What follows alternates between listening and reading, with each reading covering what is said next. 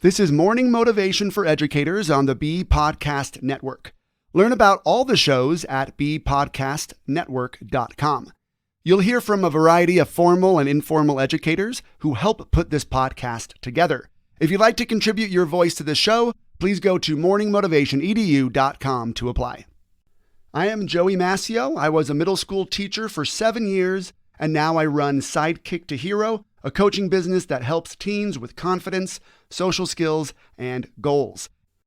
Today, I want to talk about freedom of will. So that, by definition, is that the idea that humans are free to decide and to take a stance toward both internal and external conditions.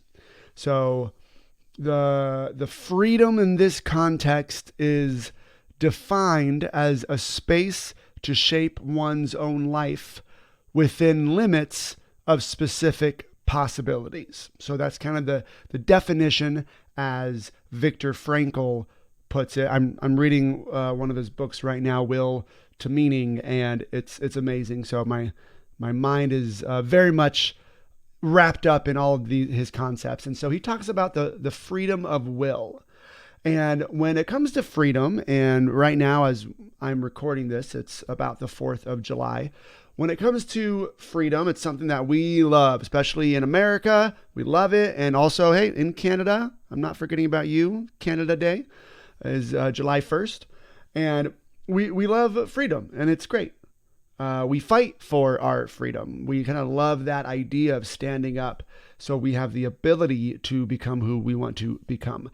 But on a personal, individual level, sometimes we don't fight for this freedom. We just give up the idea that we have a freedom of will, that we have the potential and the ability to write our own stories in our head to motivate us to become the person we want to become and to find that meaning in our lives that are important to us.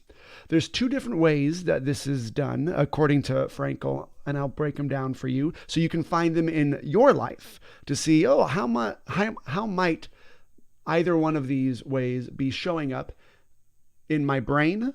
Because sometimes our brain tries not to fight for freedom. In fact, tries to fight for being chained down, right? Of not having the freedom to do it. Our brain will fight for that.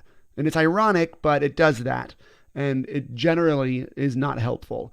Other times there are people who will try to take away our freedom of will, mostly by offering up ideas to us that are just not helpful. So first, of the 2 ways that we give up our freedom of will is, first is reductionism, as Frankl calls it. And so that's breaking everything down into its parts so it doesn't really mean anything. So think about the family. When it comes to the family, like your parents love you. Oh, that's great. Especially when I work with teens, I'll say something along the lines of, yeah, well, your parents are the only person or the people in the world who are going to love you as much as they do. Like nobody else is as concerned about you as your parents are. And they're like, no, they're not, and they'll just kind of break that down, or they don't find value in it because it's been broken down for them. And they'll say, well, it's my mom. My mom has to love me. Okay, so that's breaking down the family, a mother, into just the role of mom. Yeah, that's just one of the roles of mom. Mom has to love me, so therefore it doesn't mean anything. Another form of reductionism is this sentence: you're just a blank. So that could be, you're just a teen. You're just a teacher. You're just insert a physical attribute here. You're just a scrawny kid. You're just this skin color. You're just a girl or a woman or whatever, right?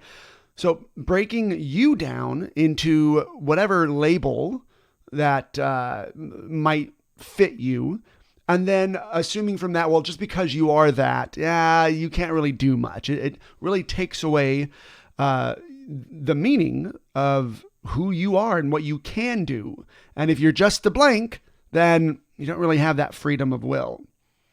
And then there's kind of the reductionism on the grand scheme of things, right? We are all just a collection of atoms, and that doesn't even matter. We're all just kind of here, floating through space. Now, whatever your religious affiliation is, it doesn't really matter. Frankel always says there should be, or there needs to be, some kind of a nod or a recognition of something bigger than us. I know for me, I believe in God. I'm a Christian. And so I know for other people, there are different forms of religion. And even those people who are agnostic, they believe in some kind of universe and power or whatnot. And that helps give us story around our sufferings and around why we're here and our communication with other people. And it really helps. But when we just reduce it all to, we're just a collection of atoms, what does it all mean? Like, what does it all matter? That's when we give up that freedom of will. You don't have that freedom, that space to shape your life the way you want it to be because you're just a collection of atoms. One last way that this is done, and I'll bring this up because this is what I found in the education industry, is the idea that when you break down an industry or an institution into parts, then that also can just take the meaning out of that institution that you're a part of. So there's this, the opening line of the Netflix show Wednesday, based on Wednesday Adam. It was a great series. I loved it.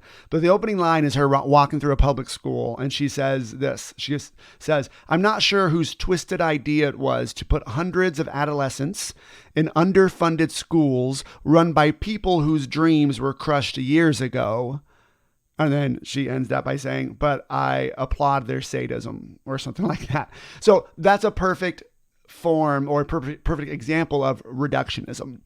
Let's just take this institution of public education and let's just break it down into hundreds of adolescents. And there's a lot of story in that there, right? Breaking that down. Underfunded schools. Yeah, some schools don't have the funds that they need. And by people whose dreams are crushed years ago, the whole, if you can't do, then teach, right? A lot of teens, and I think sometimes a lot of educators walk around with that kind of, reductionism about it, and it takes the magic out of things.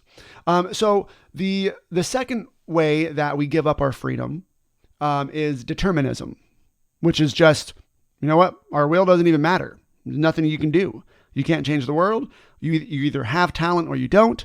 You'll only be whatever your family has been or whatever you've done in the past. That's it. There's no changing that. So that's determinism. So both of those, determinism, your will doesn't matter, or reductionism, well, everything, when you break it down to its parts, just shows that they don't matter. That will take away your freedom of will. Keep fighting for it. You are free to become who you want to become, to react how you would like to react. I'll end here with a quote from Frankel. "Man's freedom is no freedom from conditions, but rather freedom to take a stand on whatever conditions might confront him." So, fight for your freedom. Thanks for listening, and whatever role you have in education, we have a podcast for you at bpodcastnetwork.com. Who among your friends and colleagues needs to hear this message today? Please share it with them right now.